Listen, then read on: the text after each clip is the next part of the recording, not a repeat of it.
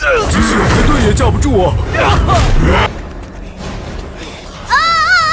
龙哥，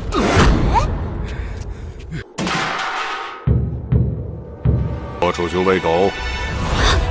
等等， Salam jumpa untuk Sobat Channel Semakin Asyik. Dalam konten ini akan mengulas film Wugeng Ji Session 1, episode 11-15, sebagai lanjutan episode 6-10. Sebelum ulasan film dimulai, mari sediakan makanan dan minuman, agar acara tonton Anda semakin asyik. Sekedar mengingatkan kita semua, akhir ulasan video sebelumnya, diceritakan bahwa Ah Go sangat terkejut, karena identitas asli dirinya, bahkan, identitas kedua orang tuanya juga diketahui oleh Fuzi. Oke, ulasan film Wugeng Ji, Session 1, episode 11-15, pun dimulai.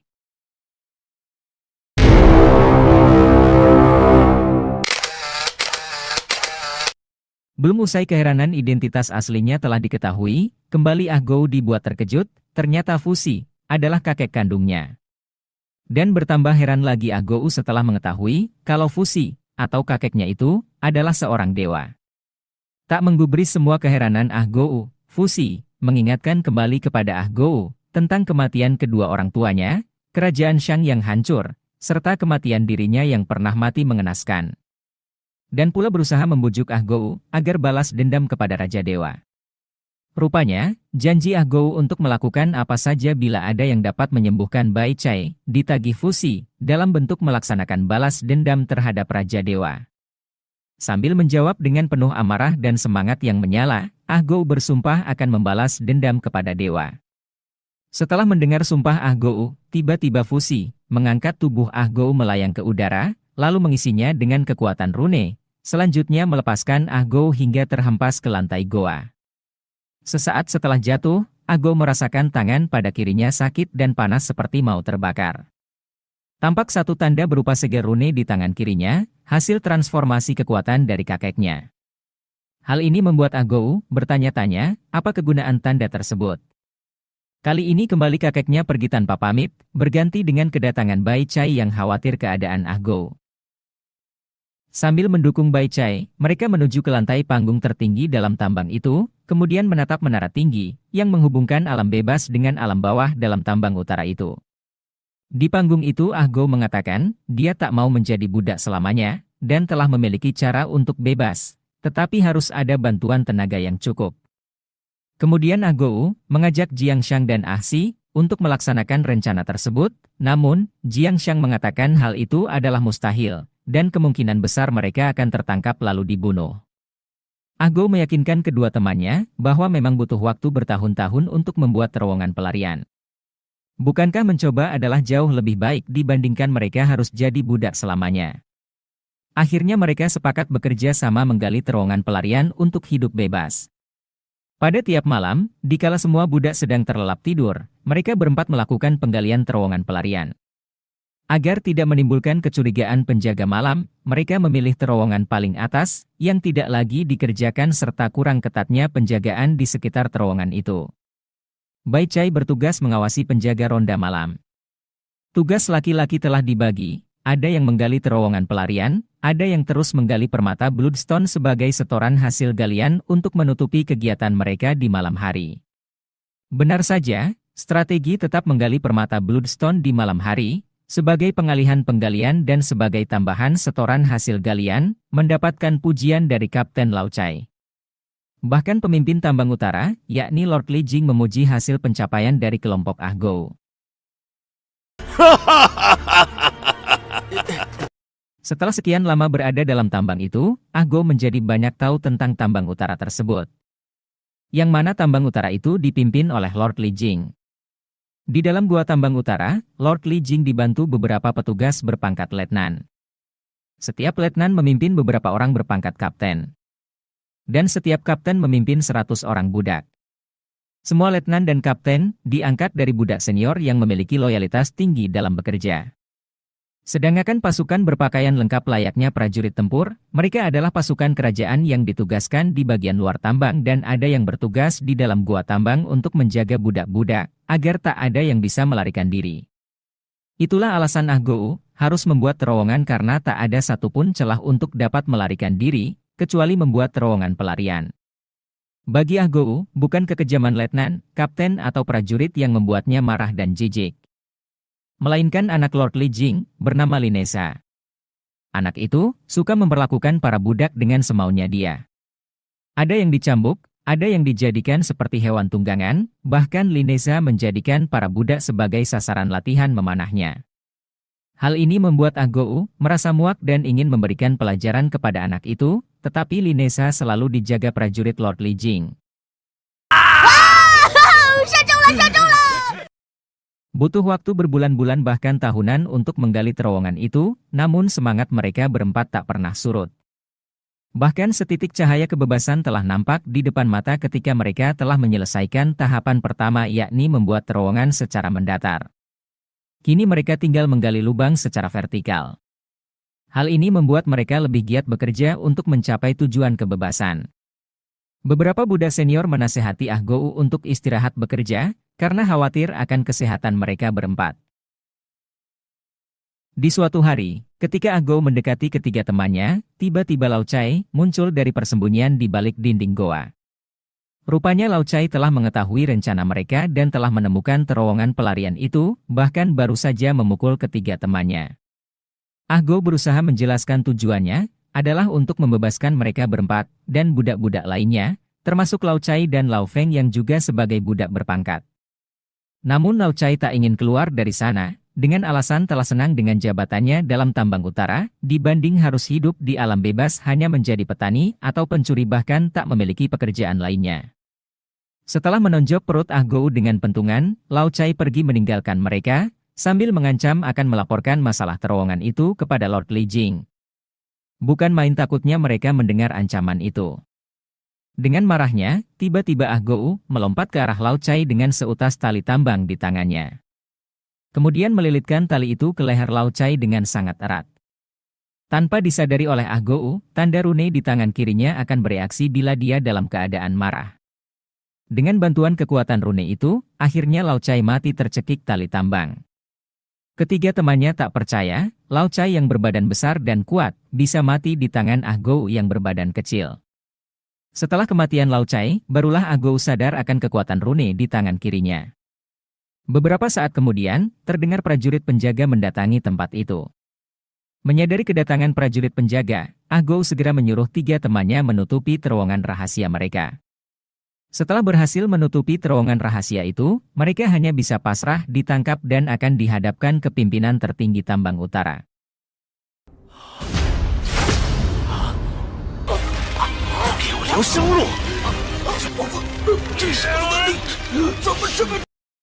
Ah Gou bersama ketiga temannya dibawa ke hadapan Lord Li Jing. Pemimpin Tambang Utara itu kaget akan kematian Kapten Lao Cai dibunuh budak berbadan kecil. Tanpa basa-basi, Lord Li Jing menyuruh penjaganya agar menjadikan mereka berempat sebagai makanan anjing. Bukan main terkejut dan takutnya mereka mendengar keputusan itu. Penuh keberanian, Ah Gou menjelaskan alasan pembunuhan itu. Dengan alasan yang dicari-cari, Ah Gou mengatakan kalau Lao Cai sangat membenci dan menyatakan mereka selalu melanggar aturan, padahal mereka telah bekerja siang dan malam tanpa henti. Bahkan Ah Gou menerangkan, produksi kelompok mereka lebih tinggi dari semua kelompok di Tambang Utara. Keterangan Ah Gou tersebut dibenarkan oleh Letnan Lao Feng. Belum lagi hukuman atau pengampunan yang didapatkan, tiba-tiba Linesa masuk ruangan itu sambil tertawa-tawa. Linesa meminta ayahnya, supaya kelompok Ah Gou menjalani pertarungan gladiator hidup atau mati. Mendengar permintaan anaknya, Lord Li Jing menyuruh Ah Gou memilih hukuman yang akan dijalani, pilih dipotong lidah dan tangannya atau bertarung melawan makhluk buas, bernama raksasa Bigfoot. Menang atau kalah, kejahatan mereka akan diampuni. Bahkan bila menang, akan diberikan hadiah tambahan sesuai permintaan Ah Gou. Dalam kebingungan mereka, Ah Gou memutuskan untuk bertarung di arena gladiator.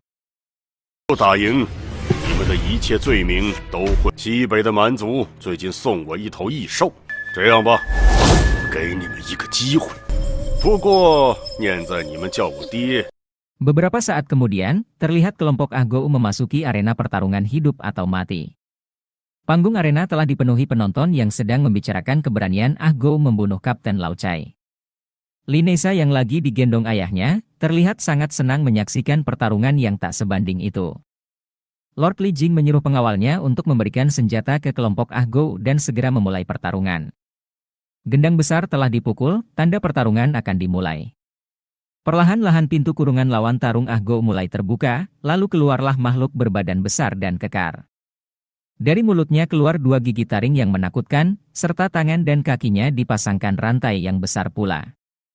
Begitu berada dalam arena tarung, raksasa Bigfoot itu mengaung sangat keras lalu menyerang Ah Go secara tiba-tiba. Tak siap dengan serangan tiba-tiba itu, Ah Go tersungkur jauh dari tempatnya tadi. Melihat Ah Go yang terlempar, Ah Si melemparkan tombaknya ke arah raksasa Bigfoot. Lemparannya mengenai dada raksasa Bigfoot, namun tak melukai sedikit pun. Mendapat serangan tombak itu, raksasa Bigfoot menyerang Ah Si dengan beringasnya. Ah Si pun terlempar jauh dari tempatnya. Kembali raksasa Bigfoot melakukan serangan dan sasarannya kali ini adalah Bai Chai yang sedang ketakutan. Ah Go yang menyadari hal itu, dengan cepat melompat dan mendorong Bai Chai untuk menghindari serangan raksasa Bigfoot. Untunglah mereka berdua luput dari serangan tadi. Melihat serangannya tidak mengenai sasaran, membuat raksasa sangat marah, kembali melakukan serangan ke Ah Go yang masih tergeletak memeluk Bai Chai. Sadar sudah tidak sempat bangkit berdiri, Ah Go tiba-tiba melepaskan seikat kantong dari pinggangnya kemudian melemparkan ke wajah raksasa Bigfoot. Rupanya isi kantong itu berupa bubuk halus yang menyebabkan mata raksasa menjadi kesakitan. Sebelum raksasa itu kembali seperti semula, secara cepat Ah Go mengambil batu lalu melompat dan menduduki pundak raksasa, kemudian memukulkan batu itu ke kepala raksasa dengan bertubi-tubi, hingga kepala raksasa mengeluarkan darah. Di sisi lain, Jiang Shang yang masih memegang tombak, serentak maju menikam perut raksasa Bigfoot. Dalam kesakitannya, raksasa itu mengamuk secara acak, sehingga mengenai dan melemparkan Jiang Shang jauh dari situ. Dalam kemarahan Ah Go, kembali rune di tangannya bereaksi. Rune tersebut melipat gandakan kekuatan tenaga Ah Go, sehingga pukulan batu berikutnya meretakkan kepala raksasa. Merasa bertambah sakit yang dialami, raksasa Bigfoot makin mengamuk sejadi-jadinya. Hal ini berakibatkan Ah Go terlempar dari pundak raksasa. Melihat Ah Go tergeletak di depannya tanpa daya, raksasa itu melancarkan serangan dahsyatnya dengan cara melayang ke udara, lalu menjatuhkan dirinya untuk menindih Ah Go. Karena sudah tak berdaya, Ah Go hanya bisa mengambil tombak yang ada di sampingnya kemudian mengarahkan tombak itu ke atas, sambil menunggu raksasa datang. Benar saja, raksasa itu tertancap tombak dari dada, tembus ke punggungnya lalu terlungkup di atas tubuh Ah Go. Semua orang termasuk ketiga teman Ah Go, terkejut dan mengira Ah Go tewas ditindih raksasa Bigfoot. Sambil berteriak memanggil Ah Go, Jiang Shang dan Ah Si mengangkat raksasa Bigfoot agar tak lagi menindih Ah Go. Setelah terbebas dari tindihan raksasa, secara perlahan-lahan Ah Go mulai bergerak dan membuka matanya. Ah Go bangun lalu duduk menenangkan dirinya. Tiba-tiba Ah Go bangkit berdiri kemudian mencabut tombak di dada raksasa Bigfoot, mengangkat tinggi tombak itu dan siap ditancapkan ke raksasa itu sambil berkata, serentak suasana menjadi hening menunggu tindakan Ah Go selanjutnya. Di lain pihak raksasa Bigfoot, yang menahan sakit, menatap Ah Go mengharap belas kasihan, agar dirinya tidak dibunuh. Melihat mata raksasa Bigfoot yang penuh harap, perlahan-lahan kemarahan Ah Go mulai sirna, kemudian melepaskan tombak itu. Sambil membalikkan badan Ah Go berkata bahwa kita semua adalah sama-sama tahanan. Kemenangan kelompok Ah Go mendapat sambutan meriah dari seluruh penonton. Lord Li Jing menerima kemenangan tersebut dan bertanya hadiah tambahan apa yang diinginkan Ah Go.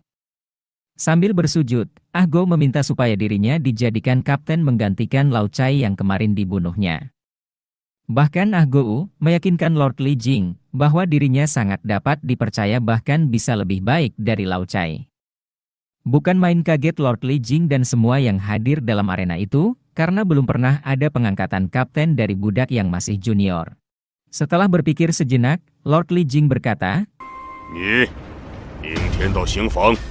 你，明天到刑房。" Semua penonton tak percaya, Lord Li Jing telah menyetujui permintaan Ah Go.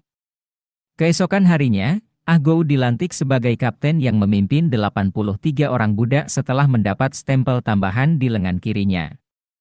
Para budak itu sangat senang terhadap kepemimpinan Ah Gou, karena perhatian, pengertian dan tidak semena-mena kepada budak pekerja, dibandingkan saat dipimpin Lao Cai yang selalu menindas budak dengan kekerasan fisik terhadap mereka. Berkat kepemimpinan Ah Gou pula, semua bawahannya giat bekerja sehingga produksi permata Bloodstone menjadi meningkat. Suatu hari, Ah Gou bertanya kepada Letnan Lao Feng tentang suara aneh yang berasal dari dalam terowongan. Letnan Lao Feng menjawab bahwa itu adalah suara raksasa Bigfoot dikurung setelah dikalahkan Ah Gou. Di lain waktu, Ah Gou mengunjungi tempat raksasa Bigfoot dikurung. Terlihat raksasa itu dalam keadaan menyedihkan akibat luka yang diderita dan juga belum diberi makan selama 10 hari. Raksasa Bigfoot menatap Ah Gou penuh marah dan kebencian.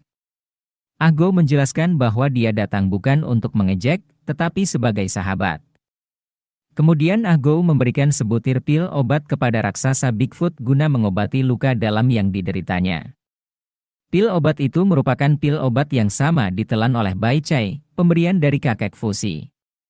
Melihat ketulusan Ah Gou, raksasa Bigfoot menerima pil obat itu dan menelannya. Setelah beberapa saat kemudian terlihat reaksi positif pada tubuh raksasa Bigfoot. Sambil berbalik badan, Ah Gou mengatakan sebagai sesama tahanan seharusnya saling membantu dan berjanji akan kembali datang mengunjunginya. Suatu malam, selagi para budak pekerja sedang tidur, terlihat di panggung tertinggi dalam goa tambang, Ah Gou dan Bai Chai menatap ke puncak menara yang ujungnya menjulang sampai ke alam luar. Keduanya sedang membicarakan tentang rencana lanjutan penggalian terowongan pelarian. Sementara Ah Gou merincikan rencana penggalian tersebut, Bai Chai mengalihkan pembicaraan tentang banyaknya perubahan dari diri Ah Gou. Di antaranya, kebiasaan aktivitas tangan kiri berubah aktivitas tangan kanan, dari pendiam menjadi banyak bicara, dari sikap kaku dan dingin menjadi mesra, serta mata sebelah kanan yang buta sudah bisa melihat. Di saat Ah Gou mau mengungkapkan identitasnya yang asli, tiba-tiba Jiang Shang dan Ah Si datang ke tempat itu. Kedatangan mereka berdua membuat Ah Gou tak jadi menjelaskan identitasnya kepada Bai Chai dan berniat akan menjelaskan di lain waktu. Kembali kelompok Ah Gou membicarakan rencana penggalian terowongan pelarian dengan lebih saksama. 老太那种人，就让他们自生自灭。我们的运气不差呀。现在我做了百夫长，不知道对你有没有用。 Oke Sobat Channel Semakin Asyik, pembicaraan mereka berempat di atas menara tambang itu merupakan akhir ulasan film Wu Gengji, Session 1, episode 11-15, dan akan dilanjutkan ke episode 16-20.